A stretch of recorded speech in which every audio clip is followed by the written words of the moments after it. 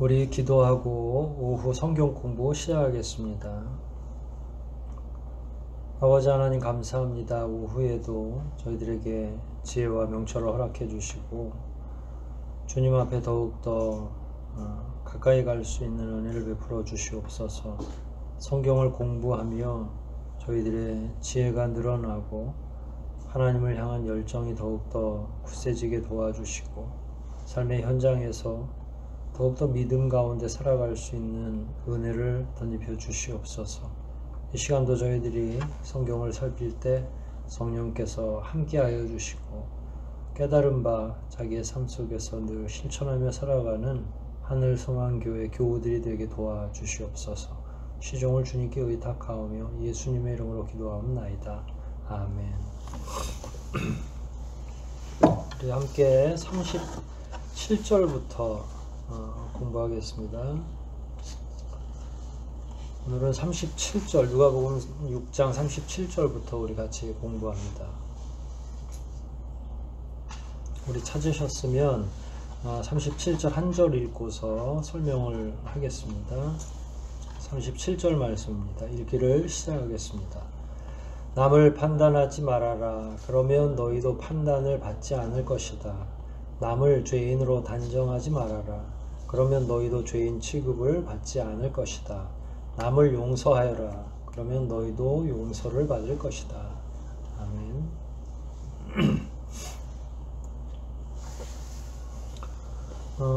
판단과 또 타인을 죄인으로 단정하는 것, 이거를 주님이 금지하셨고 나아가서 용서해라 이렇게 말씀하셨습니다. 판단하고 또 죄인, 타인들, 일반 사람들을 죄인으로 단정하는 건 그 당시에 종교 지도자들의 전유물 같은 거죠. 자기들이 마음대로 사람들을 판단해서 너는 죄인이다 라고 이야기할 수 있었다는 이야기예요. 그러니까 지금 우리 개혁교회 안에서는 그게 불가능하죠. 당연히 사람이 사람을 판단하고 죄를 이야기하기가 어렵습니다. 말해서는 안 되죠. 왜냐하면 우리는 우리의 판단이 옳지도 않거니와 정확한 판단도 아니기 때문에 그래요. 그리고 하나님께서 궁극적으로 우리에게 그런 능력을 허락해 주지 않으셨죠. 우리는 그저 내 스스로가 하나님 앞에서 단정하게 살아야 될 뿐이지 타인을 판단하거나 비판해서는 안 되는 거죠. 그래서 판단하지 말라. 그 다음에 두 번째, 죄인으로 단정하지 말라. 그래 놓고 앞문장에서는 판단하지 말면 판단을 받지 않을 것이고요. 남을 죄인으로 단정하지 않으면 또 나도 역시 죄인 취급을 받지 않을 것이다 이렇게 말을 했는데 사실은 뒤에 나오는 용서와 관련된 내용도 그렇거니와 이게 겉으로 보면 등가법칙처럼 보여지거든요. 같은 가치로 교환되는 것. 판단받고 싶지 않은 사람은 판단하지 않는다 이렇게 이야기를 해요. 근데 죄인도 마찬가지고 뒤에 나오는 용서하는 문제도 용서를 더 많이 받으려면 용서해야 되는 거죠. 등등 이런 내용들을 우리가 심리적으로 우리가 가지고 있는 마음 안에서 한번 이렇게 되돌아보면 이게 정확히 등가가 아니다라는 거예요. 무슨 말인고 하니 남을 판단하는 거는 내 일이긴 하지만 그 판단 자체, 내가 그 판단 행위를 할 때에는 손상도 적고 그렇게 심각하게 느껴지지 않아요. 타인을 죄인 취급해도 뭐 우리의 영혼 자체에 손상을 입지 않는다는 거의 타인에 대해서 판단할 때 말이에요. 그게 또 죄도 마찬가지고 다 마찬가지인데 뒤에 나오는 두 가지 내용도. 근데 문제는 심리적으로라고 말씀드렸죠. 판단 받을 때는 어때요? 판단할 때는 힘 안 들이지만 판단받고 누군가 비난하고 나를 향해서 손가락질하면 그 상황은 어떨 것 같아요? 쉽게 잊혀지나요? 어느 게 더 충격이 더 큰 것 같아요? 판단하는 게 충격이 큰 것 같아요? 판단받는 게 충격이 큰 것 같아요? 당연히 받는 게 충격이 크죠. 안 그러면 자살할 사람이 없잖아요. 댓글 때문에, 그야말로 구설수 때문에 자기 목숨을 끊을 사람이 없는 거죠. 근데 이렇게 이치를 놓고 보면 남을 판단하거나 하는 건 되게 쉽게 하고, 그러면서도 판단받는 것에 대해서는 엄청난 중압감 같은 걸 느끼는 인생들은 스스로가. 그래서 주님이 여기에 A처럼 하면 B처럼 좋아질 거야 라고 했는데, 사실은 B가 훨씬 큰 내용이야. 그러니까 남들을 용서하면 너도 용서받을 거야 이렇게 말을 하셨죠. 근데 용서하는 건 사람에 대한 용서예요. 여기서 용서 자체도. 근데 여기서 용서를 했으니까 너희도 용서받을 것이다. 이거는 궁극적으로 하나님 안에서 일어날 수 있는 일이기도 해요. 하나님이 우리를 판단하거나 하나님이 우리를 그 죄인으로 점 찍으시거나 혹은 여기에 나와 있는 것처럼 용서를 안 하신다고 하면 이건 뭐 어마어마하게 차이가 많이 나는 거예요. 그래서 우리는 누군가를 다른 사람을 미워하지 않고 판단하지 않고 또 용서해서 내가 용서받으려면 엄청난 요 차이에 대해서 좀 잘 이해할 필요가 있고요. 남을 판단하는 건 되게 손쉬워 보이지만 용서받는 거는 쉽지 않다. 그래서 등가가 아니다. 내가 훨씬 더 이익을 얻는 거다라는 결론적으로 이야기하면. 그러니까 여러분들이 누군가를 판단하지 않으면 여러분이 훨씬 더 큰 보답을 받는 거예요. 아까 말한 것처럼 악플 달잖아요. 그러면 내가 악플 다는 거하고 내 SNS에 악플이 달리는 거하고는 차원이 완전히 다르죠. 어느 게 더 폭발력이 큰가요? 나한테 달리는 악플이 훨씬 더 폭발력이 크고 나의 영혼을 잠식시켜 버리기 때문에 엄청난 혼란에 빠지게 되겠죠. 그래서 너가 그 정도로 당하고 싶지 않으면, 그렇게 거대한 고통의 심연 안으로 들어가지 않을 거면 누군가를 판단하거나 죄인으로 단정하는 일, 이런 거는 없어야 되고 누군가를 용서해 줘야 된다라고 하는 말이에요. 그러나 이게 쉽게 이해되지도 않을 걸로 보여요. 38절입니다. 38절 한번 같이 읽어볼게요. 38절 읽기를 시작해볼까요? 시작. 주어라, 그러면 너희도 받을 것이니 두르고 흔들어 넘치게 부어주실 것이다. 너희가 남에게 되어주는 것만큼 돌려받을 것이다. 근데 여기서도 보세요.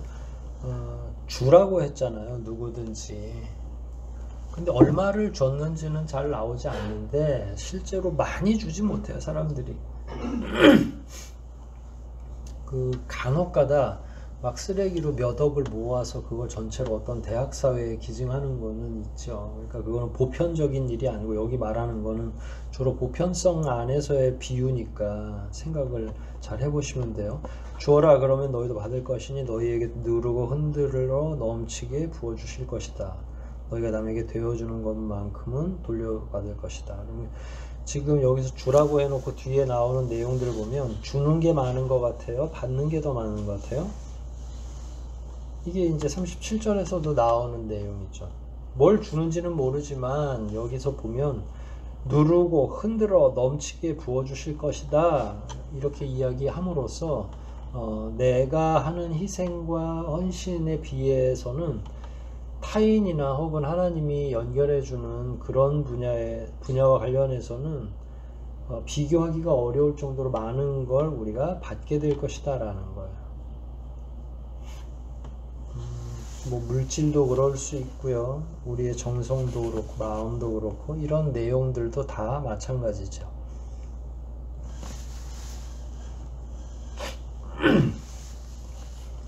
(39절입니다) 또 예수님은 그들에게 비유를 들어 이렇게 말씀하셨다. 소경이 어떻게 소경을 인도할 수 있겠느냐. 그렇게 하다가는 둘 다 구덩이에 빠지고 말 것이다. 40절도 학생이 선생보다 낫다고 할 수 없으나 완전히 다 배우고 나면 그때는 선생과 같이 될 것이다. 39절과 40절은 어떤 내용입니까? 소경이 소경을 인도하면 둘 다 구덩이에 빠진다라는 거죠. 이게 대상이, 여기서 말씀하신 대상이 누군가요? 누가 소경이라고 생각하세요? 여러분들은? 예수님의 은유 안에서 이렇게 생각해 볼 때 여기에 나오는 소경은 실제로 시각장애인이나 이런 사람들이 아니라 그 당시에 자만심으로 가득 차서 하나님의 말씀을 아주 공적인 지위를 이용해서 왜곡시키기를 자극했던, 그리고 스스로들이 막 그렇게 왜곡해온 장본인들인데, 이제 그런 사람들을 소경이라고 하는 거죠. 근데 또 다른 소경이 소경을 인도할 수 있겠느냐 했잖아요. 그러면 여기 두 번째 소경은 누구예요? 앞장서는 소경은 잘못된 성경 해석으로 말미암아 살아가고 있는 그릇된 지도자들, 뭐 이렇게 표현할 수는 있겠죠. 그러면 소경이 소경을 인도한다고 그랬으니까 이 인도받는 소경은 또 어떤 소경일까요? 영적으로 무지하면 그래서 죄로 빠지기가 쉬워요.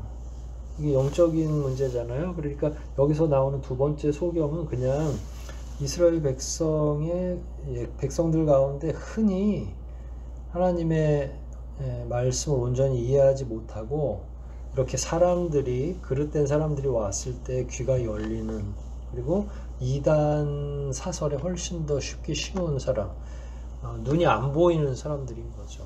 그런 사람은 다 소경이라고 이야기할 수 있어요. 근데 만약에 거기에 종교 지도자리라고 할 수 있는 바리새인이나 다 들어가서 같이 움직인다고 하면, 이동을 시키려고 하면 결국은 둘 다 구덩이에 빠지고 말 것이라 하는 그 말씀인데, 뭐 너무나 당연한 거죠. 어떻게 소경이 소경을 인도하는데 빠지지 않겠어요. 하지만 여기서는 앞에 소경, 뒤에 소경, 그 다음에 그 정도로 누군가의 영혼을 진창에다가 빠뜨릴 정도로 사탄이 지배하고 있는 소경들은 우리가 생각하는 그런 종류가 아니고 우리를 몇 배나 더 혼란과 고통 속에 빠지게 할 그런 사람들이다. 이 내용을 잊으시면 안 될 것 같아요.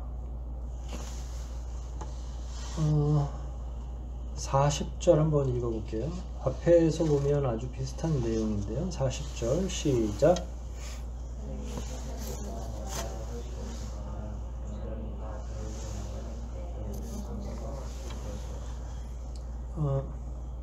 둘 다 위에서 계속 소경이 소경을 뭐 이렇게 했잖아요. 그럼 여기서는 학생이 선생보다 낫다, 이렇게 그 내용은 조금 다른데 이렇게 이제 어순이나 라임 같은 걸 맞춰주는 것처럼 이렇게 기록을 해 놓은 거라서, 아무튼 그 이전까지 사람들은 39절까지의 내용들도 알고 있거니와 그런 위기를 받기도 하고 이렇게 살아왔는데, 아무튼 예수님이 오신 뒤로부터는 조금 정리가 되고 있는 상태고, 그 다음에 이제 40절에 학생이 선생보다 낫다고 할 수 없다. 왜냐하면 완전히 다 배우고 나면 그때는 선생과 같이 될 것이다. 지혜와 명철, 하나님께 배우는 거, 이 모든 것들이 시간이 되고 완전하게 체득만 된다고 하면 지금 가르치고 있는 선생님보다 훨씬 더 주요한 자기의 과제들을 만들고 그걸 수행할 수 있겠다. 근데 지금은 왜 안 되고 그 때가 되면 다 배우고 나면 된다는 얘기일까요? 상상을 한번 해보십시오. 이게 언제를 의미하는 거죠? 한동안 이런 일은 계속 있었죠. 예수님 승천하시고 나서 제자들만 덩그러니 남아 있었지만, 그럼에도 제자들이 최선을 다해서 그런 부분에 들어가지 않도록, 그리고 더 나아가서 선생보다 더 완전한 스승이 되려는 의도를 가지고, 저는 당연한 일이라고 생각하지만 고깝게 생각하는 리더 입장에서는 이런 답이 나올 수가 없겠죠. 하지만 그 때가 되면 너희들이 나보다 훨씬 더 좋아질 거야. 완전히 다 배우고 나면. 그래서 여기서 다 완전히 다 배우고 난다라고 하는 거. 그 다음에 그때 이런 용어들이 이렇게 지시하는 지역을 보면 미리미리 다 이런 과정에 적극적으로 참여하지 못하고 도망가 있는 그런 사람들도 될 수 있을 거고요. 근데 여하튼 주님의 제자들은 오순절 마가다락방 사건 이후에는 능력이 지금보다 몇 배나 더 출중하게 많아지는 거죠. 눈이 밝아질 거고 성경에 대한 이해가 많아질 것이고 궁극적으로는 자기들의 선생인 예수 그리스도보다 훨씬 더 다양한 일들을 더 많이 할 수 있게 된다. 그러니까 수치적으로는 모르겠는데 아무튼 주님께서도 그런 방식의 이야기를 하신 거고 제자들도 역시 그런 생각을 하면서 지금 성장해 나아가고 있는데 사실 이 말씀을 했을 당시에는 주님이 뭘 말씀하는지를 명확히 이해하는 제자들이 많지가 않았겠죠. 그건 점점 들어가면서 시간 안으로 들어가면서 이제 그렇게 가능한 거니까요. 41절과 42절을 봅니다. 비교급인데요. 한번 볼게요. 41절, 42절 읽기를 시작합니다. 시작. 크게 읽어주세요. 내 눈 속에 있는 들보는 보지 못하느냐? 내 눈 속에 있는 들보는 보지 못하면서 어떻게 형제에게 내 눈 속에 있는 티를 빼주겠다고 말할 수 있느냐? 디저에서 그러면 내가 밝혀보고 형제의 눈 속에 있는 티도 빼낼 수 있다. 이게 사실 형용 모순에 해당되는 거죠. 그 들보 같은 게 눈에 들어올 수도 없는데 예를 들어서 크게 들어왔는데 상대편 거를 작은 거를 그러니까 사실 보이지도 않을 거예요. 작은 거 같은 경우는. 그럼에도 불구하고 유심히 둘러보고 있고 그걸 빼내려고 노력을 기울인다고 하는 건 뭐 이런 자들이 굉장히 많이 있었고요. 끝까지 뭐라고 표현을 해야 될까요? 여하튼 불가능한 일인데도 불구하고 이 불가능한 일을 하게 되는 사람들이 많은 거죠. 눈 속에 들보가 들어와, 들보라는 건 어마어마하게 큰 기둥 같은 건데 그러면 그게 어떻게 들어가겠으며 들어가면 정상생활이 가능하겠냐? 정상생활이 가능하지 않은데 어떻게 또 빼준다고 하겠어요? 소경이 소경을 인도하는 것과 같은 거죠. 자기 눈 속에 있는 들보를 빼내면 남의 눈 속에 있는 티도 빼낼 수 있을 것이다. 그러니까 이미 이제 사이즈부터가 상대가 서로 안 되는데 뭐 큰 거 작은 거 이렇게 나온 걸로 봐서는 그걸 명확하게 좀 기준을 잡아줄 필요가 있다고 생각을 했기 때문인 것 같아요. 근데 여하튼 저는 자연현상으로서 보면 눈에 작은 거 하나만 들어가도 어때요? 쓰리고 아프죠. 근데 지금 들보도 들어가 있고 또 티도 들어가 있는데 누가 더 아플까요? 아프게는 당연히 들보를 한 사람이, 들보가 눈에 있는 사람이 더 아프겠죠. 그래서 그 사람한테 아량을 지금 요청하고 있는 거야.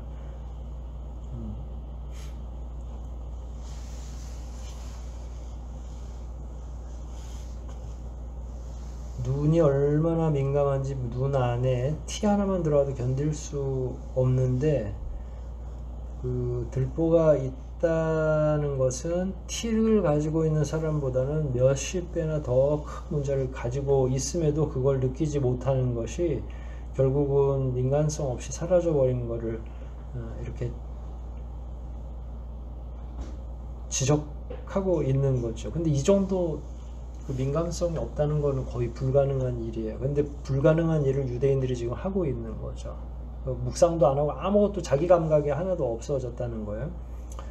이제 결론 유사한 말씀입니다. 43절, 44절인데요. 좋은 나무가 나쁜 열매를 맺을 수 없고 단정적이에요. 나쁜 나무가 좋은 열매를 맺을 수 없다. 나무는 그 나무에서 나오는 열매로 그 나무를 알 수 있다 그러는 거죠. 가시나무에서 무화과를 딸 수 없고 찔레에서 포도를 딸 수 없다.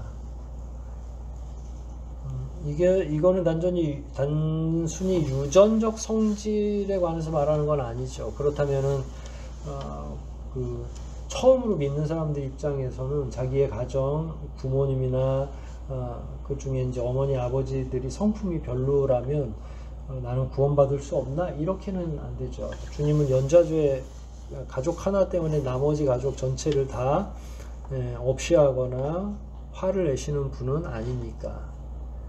하지만 그런 환경 속에 계속 있다면 되게 무감각해지겠죠. 죄에 대해서도. 폭력적인 가정에서 계속 만약에 여러분들이 계신다고 하면 그거는 옳은 방법은 아니죠. 여하간 원인과 결과가 함께 움직인다는 사실을 증명하려고 만드신 그 구절들은 아닌데 유대인들 그야말로 처음에 구원받았던 유대인들로부터는 너무 이상하게 변질되어 왔고 너무 많은 사람들이 여기에 터전을 잡고 지금 살아가고 있는 게 가장 큰 문제겠죠. 한 구절 정도 더 할까요? 45절입니다. 한번 읽을게요. 선한 사람은 시작.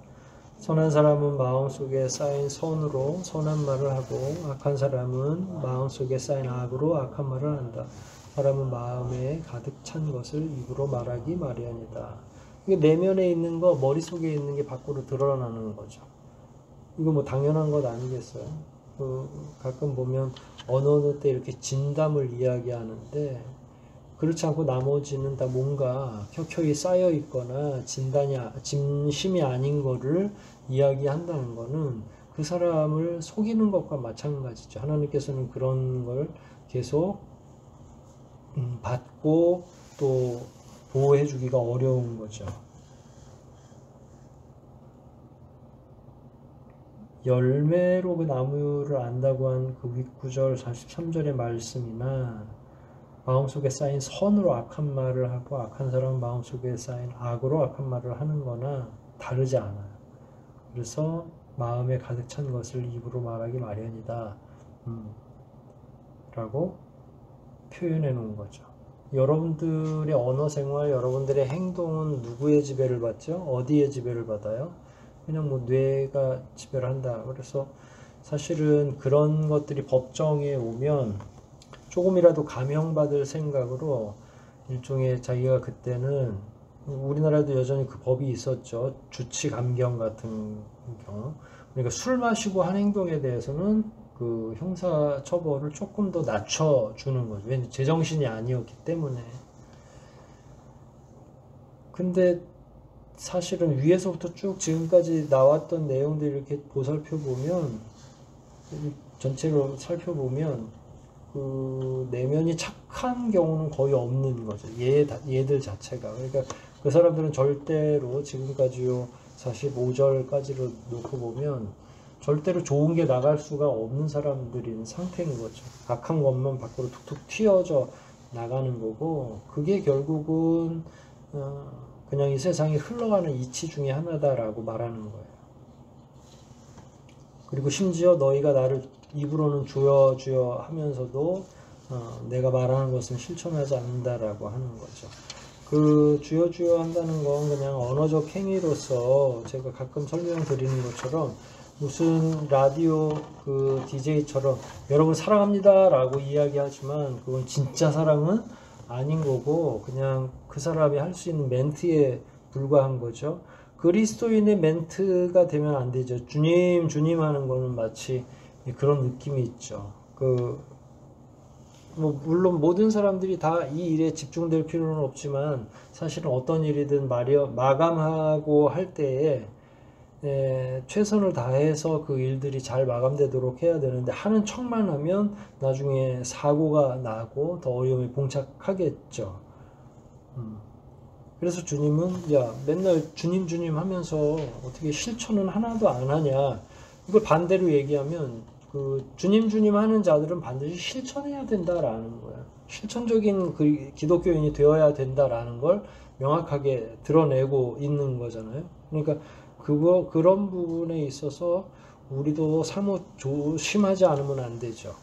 나태하고 게으르면 결국은 입술로는 주님 주님 하지만 결국 내 안에 그 감동으로 남아있는 것은 하나도 없고 타인들과의 교류나 실천도 쉽지 않은 일이 되겠죠. 그래서 주님은 그렇게 하면 안 된다라는 의미로 지금 46절까지 계속 끌고 오신 거예요. 하나하나 설명도 하시고 백성들이 어떻게 해야 되는지에 몇 가지 실예를 주시기 위해서 이렇게 오셨고 그들과 충분한 대화를 나눴다. 그럼에도 불구하고 예수님 앞에 있는 유대인들은 지금 굉장히 수준 미달의 사람들이다. 이렇게 이해하시면 될 것 같아요. 오늘은 46절까지만 하고 다음 주에 47절부터 공부하도록 하겠습니다. 우리 잠시 기도하겠습니다.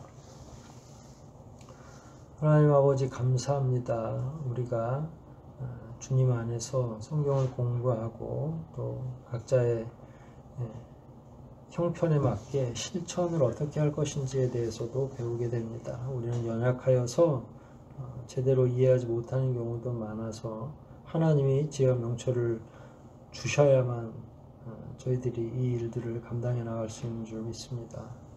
특별히 오늘 배운 내용들이 겉으로 다 흘러나가는 게 아니라 우리 내면에 지속적으로 남아있으며 힘으로 작용할 수 있도록 도와주시옵소서.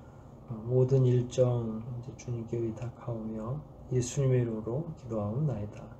아멘.